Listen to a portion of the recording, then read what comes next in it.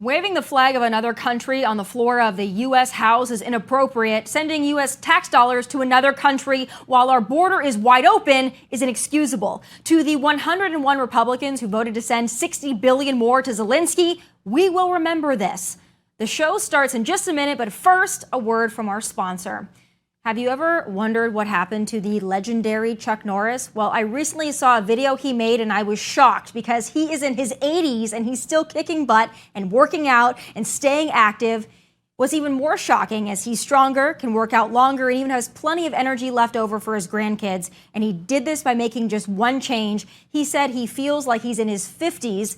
His wife even started doing this one thing too, and she's never felt better. She says she feels 10 years younger, her body looks leaner, and she has energy all day. Well, Chuck made a special video that explains everything, so make sure you watch it by going to chuckdefense.com/Tommy.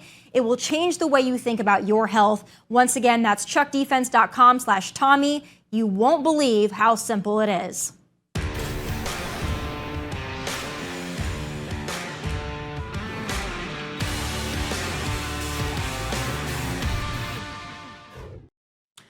Oh, look, the Democrats finally found a country, a flag, and a border they're willing to defend. And no shock here, it isn't ours, but rather Ukraine. It's okay. They told us who they represent, and any and all of them up for election in November should politely and promptly retire or be retired so they can depart to Ukraine and report for their true duty. Another $60 billion in aid, more like funny money, to support Ukraine. This aid package also includes lesser amounts for Israel and Taiwan and will most certainly pass the Senate, and Geriatric Joe will sign it. Speaker Mike Johnson is receiving well-deserved backlash for his move to work with Democrats to sell out our own nation. It's absolutely wild to me that House Republicans fought so hard to get rid of McCarthy, only to replace him with Bayou McCarthy with darker hair and glasses. Bravo, you really showed him. But this Ukraine aid is just so damn infuriating, folks. Not only would this latest aid package give Zelensky military assistance, but also economic assistance. So glad that we hardworking Americans filed our taxes last Monday so that the people and the government workers and the bureaucrats over in Ukraine, many of whom who are corrupt as hell, by the way, can live more comfortably. $0 to our own border, zero policy changes made to stop the invasion, nada, nothing. But get this, $300 million in the Ukraine aid package will go to the State Border Guard Service of Ukraine, which is their equivalent of U.S. Border Patrol. This is such an outrage. A little taste of reality here. Ukraine will likely not win this war, and who knows how long it will drag on and how much we'll send to keep it dragging on. But eventually, Ukraine will probably cut a deal with Russia, and the hundreds of billions we send to defend it will just go poof. And then our representatives in Congress will authorize billions more for nation building in Ukraine's war aftermath. The military-industrial complex is fed, it's fat, and it's happy, but I guess screw us here at home, right? Your leaders, well, they literally hate you. Joining me now is Republican National Committee spokesperson. I'm so excited to have her, Madison Gesiotto Gilbert. Madison, it's so great to have you. Now, I want your take on this because Republicans are very divided, I'm sure, over at the RNC, and a lot of spokespeople are a little divided over this. Some like the Ukraine aid, some, like myself, are furious with it. So where do you stack up? Hey, Tommy, good to be with you. I'm actually not with the RNC anymore, but I was their spokesperson up until very recently. And there's definitely Republicans, across the country that are very torn on this issue. And I'm sitting in my home state of Ohio, where I was the Republican congressional nominee back in the midterms in the 22 cycle in our most heated district in the state and one of the most targeted in the country. And I'm telling you right now that people here on the ground in Ohio are very frustrated with Republicans who voted in support of this bill. They recognize that we have $34.5 trillion of national debt. That's over $102,000 per person that we owe that we'll never be able to pay back. Nothing's being done, as you mentioned, on the border. We could pay for 12 border walls with the funding just to Ukraine in this bill alone. And people are fed up. They feel like we're never being put first. Our priorities are never being, put in the top where they should be. And instead, we continue to send money. And we see Congress people waving those flags, tears in their eyes, as if they're saving the world. And there's no clear path to victory in Ukraine. Yeah, and to me, I guess the contrast is so shocking and stunning here that you've got these Democrats and some of the rhinos like Lindsey Graham and others who are just so gung-ho for Ukraine, and they're so gung-ho to defend Ukraine. And of course, they talk about evil Putin. And I don't disagree with that premise. I don't disagree that we'd like to see Ukraine win, and I don't disagree that Putin is a dictator and he's abhorrent. But then when it comes to supporting Israel, you've got people like the Hamas caucus. You've got AOC crying over authorizing, more money for the Iron Dome. You've got them really co-signing what's happening on the college campuses, the overt anti-Semitism and anti-Americanism, anti-Western sentiments that we're seeing. So it's so interesting to me that you've got some people that are so gung-ho for Ukraine, but then when it comes to Israel, who can actually win a war against Islamic terrorism, you don't see the same passion from the Democrats. Why do you think that is? Yeah, it makes no sense. I mean, they claim that they want to see peace across the world. We had peace a few short years ago. They don't seem really motivated in wanting to see that now. They want to continue to fund this military-industrial complex, not just here, but across the world. And Ukraine's a good example. They want to send this money with little to no strings attached in many cases. We just saw $40 million that was embezzled by many Ukrainian defense officials. And really not much was done on our front about it. We turned around and just gave them more money. Again, this money could be used here in this country to not only do the things that need to be done, but even some of the Democrat wish lists, right? They claim to be so worried about kids and education. They claim to be worried about climate change and healthcare, but the money's not going to any of those things either. I mean, right now in this country, we have 31% of eighth graders that are reading proficient. This is a complete disaster, not unexpected after what we saw happen during remote learning and COVID, but a complete disaster nonetheless. And we're doing nothing about it. And the Democrats who claim to care are similarly continuing to push and doing nothing about it as well.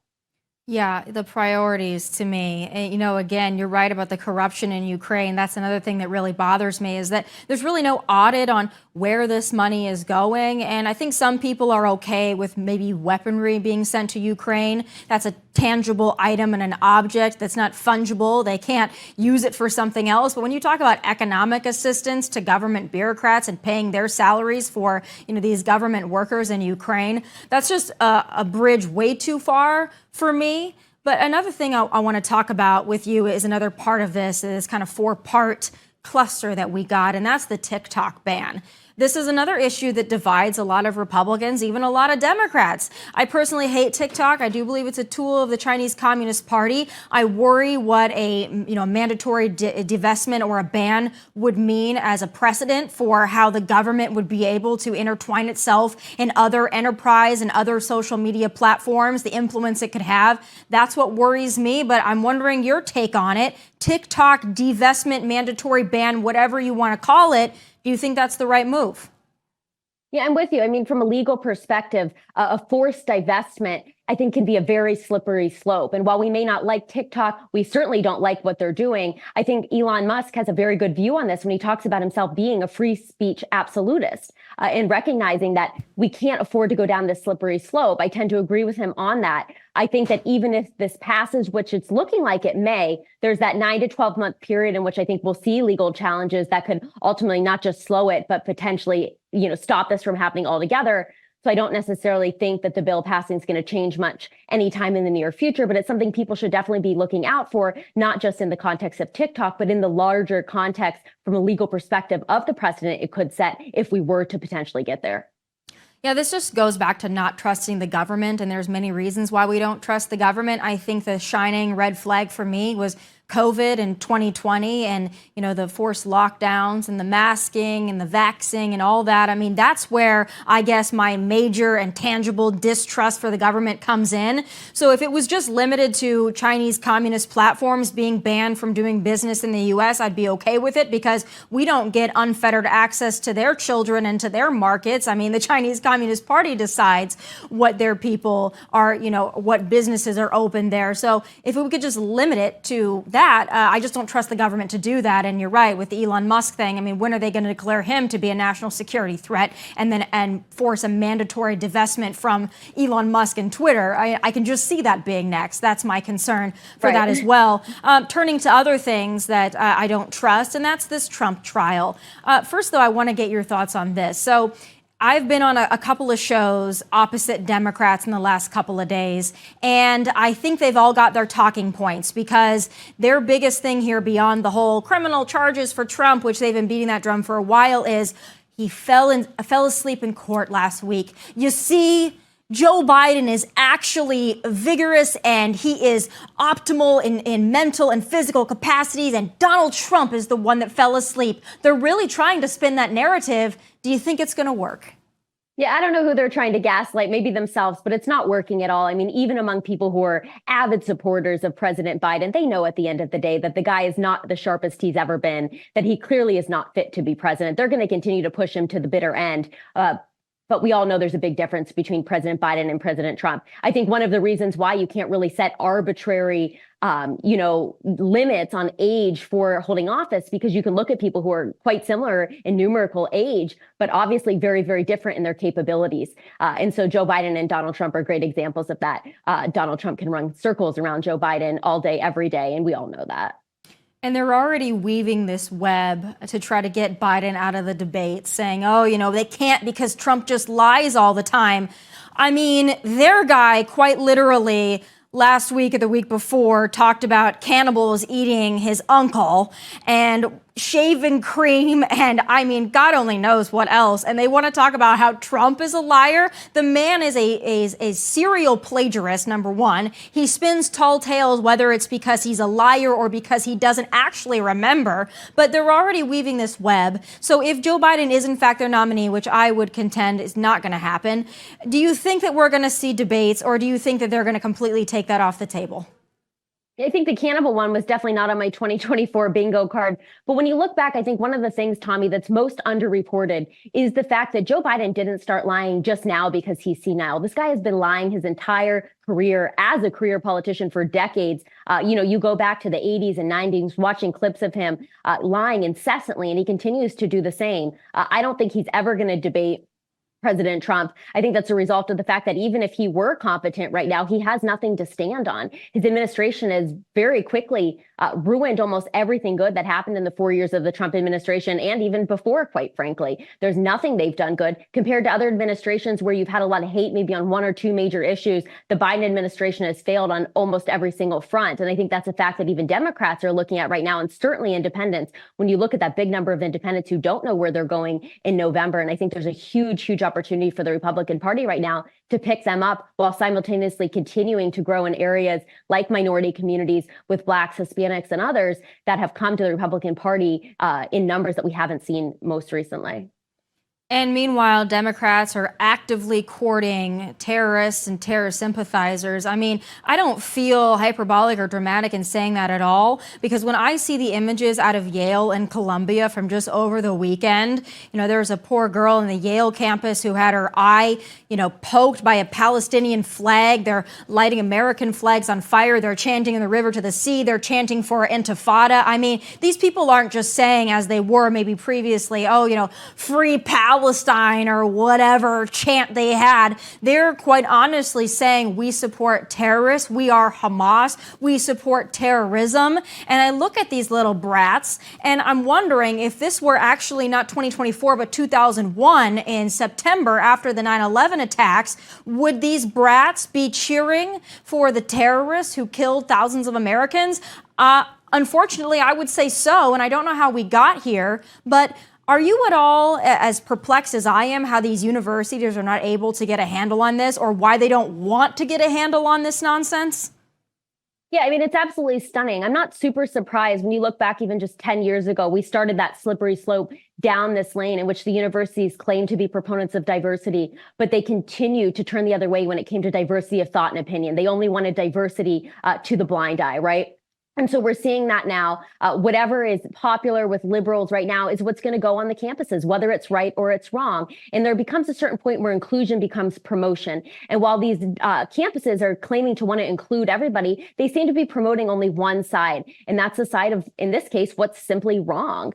We should never allow people to be supporting terrorists on American soil or chanting death to America in a way that they are on these campuses, and talking about, in some cases, even killing Jewish Jewish people. I mean, we are seeing that, and it's not, being exaggerated, as you mentioned. This is what's actually happening. I think it's stunning to see where we've come as a society with the lack of respect for simple human decency and humanity. And that's really, really sad. Jewish students being told to maybe stay home, not come on campus. I just can't imagine if this were happening and it was actually Muslim students or LGBTQ students who were being openly threatened like this. I can't imagine the uproar. But the double standard is the only standard of the left. They stand up for terrorists, they stand up for illegal immigrants, they stand up for thugs and felons, and they also stand up for pedophiles. I'm happy to hear that Bill Maher has been kind of an unlikely voice of reason on a lot of things, but especially on this, actually giving Governor Ron DeSantis a lot of credit for what he's done. I want to play the clip and get your thoughts on this epic takedown, courtesy of Bill Maher. It must be pointed out that when the evil governor of Florida was saying the exact same thing about kids and creepy stuff at Disney that liberals now find intolerable at Nickelodeon, he was dismissed as a hick and a bigot. But why would a kids' content factory like Disney be all that different than the one at Nickelodeon? And the reason we find pedophiles in the Boy Scouts and the Rectory and kids' TV is that's where the kids are. DeSantis wasn't wrong, but we're so tribal now, the left will overlook child if the guy from the wrong party calls it out. I mean, that was a great bit of honesty there, transparency. But what do you think about Bill Maher giving credit to Governor Ron DeSantis? I think that's a big moment. Yeah, absolutely. I shared this full 8-minute clip the other day on X because I could not really express enough how much of a bullseye it was. So I encourage people out there to go and watch the full segment because, I mean, he hit every nail on the head here, talking about the fact that all of these liberals, and he's a Democrat himself, everybody out there knows that, all of these liberals, all of these Democrats, they want to talk about what's right and what's wrong, but we're staring at wrong right in the face here, and they don't want to do anything about it.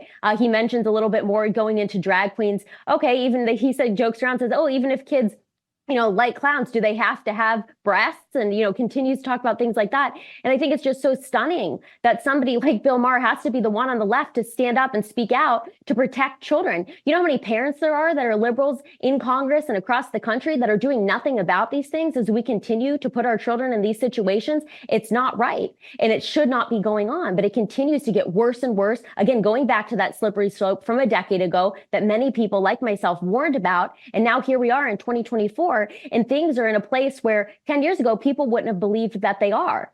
They would say, oh, no, that'll never happen. If we do this, it won't lead to this. And that's exactly what it's led to. We have boys competing in girls' sports, boys in girls' bathrooms, men, taking advantage of these situations, about the support for transgender, men who are not transgender taking advantage of it to have access to young girls. And as Bill Maher hits it right on the head, whether you talk about in churches, in schools, in Disney, in children's television, that's where these predators go because they know they'll have easy access to children. And we have to put a stop to it. And that starts with us coming together. It doesn't matter whether you're Democrat or Republican, liberal or conservative. We should all be on the same page with this, and protecting children should be the top priority. Well, it should be. I think it's going to be really interesting this summer as worlds collide when the Queers for Palestine simultaneously want to celebrate Pride Month. And then some Muslim fundamentalists are going to be really unhappy about that. And I'm not so sure how that's going to mix together, but maybe the Marxism will override, I guess, the logistical inconsistencies of everything they stand for. I'm not sure, but I'm really happy to be on the other side of it. And I'm hoping that the other side, being our side, grows a little bit in November because, Lord help us, we need it. Madison, thanks so much for taking the time. I really appreciate having you, and I hope to have you back. Good to be with you. All right, folks, Hillary Clinton will not go away. And now she's really trying to convince us it's Donald Trump who wants to kill his opposition. The pot calling the kettle black, Hillary, for real? It's time for Final Thoughts presented by Roundhouse Provisions.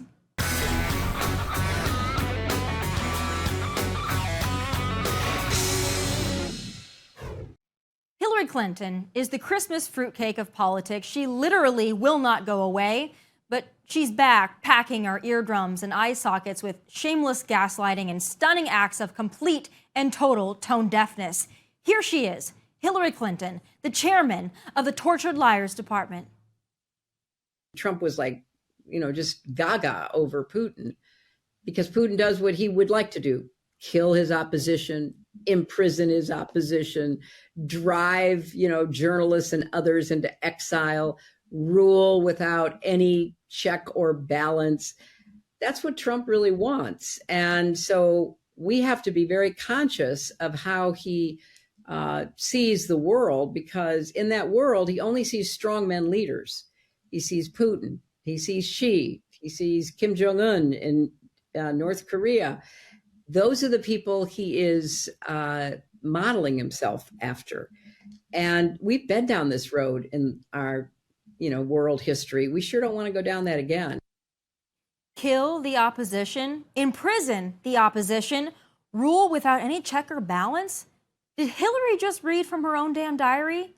I mean, it really is just stunning that she, the original election denier, Trump derangement syndrome patient zero, ringleader of double standards, private servers, and opposition intimidation, could sit there and say those things about Trump with a straight face, knowing full well she is describing her own damn self. What it really is true bitterness rising to the surface like the juiciest pimple of all time. She is so butthurt that Trump beat her. Joe, who can barely speak, was able to become president, and she was not, and that's got to sting. But I will be honest, as much as it pains me to look and to listen to her, I do hope she keeps talking, and I hope she keeps campaigning for Democrats, because she is quite literally the least likable swamp lizard to ever slither out of the deep state pond. So keep squealing, Hillary. You're making it easier on Trump's re-election effort. Those are my final thoughts from Nashville. God bless and take care.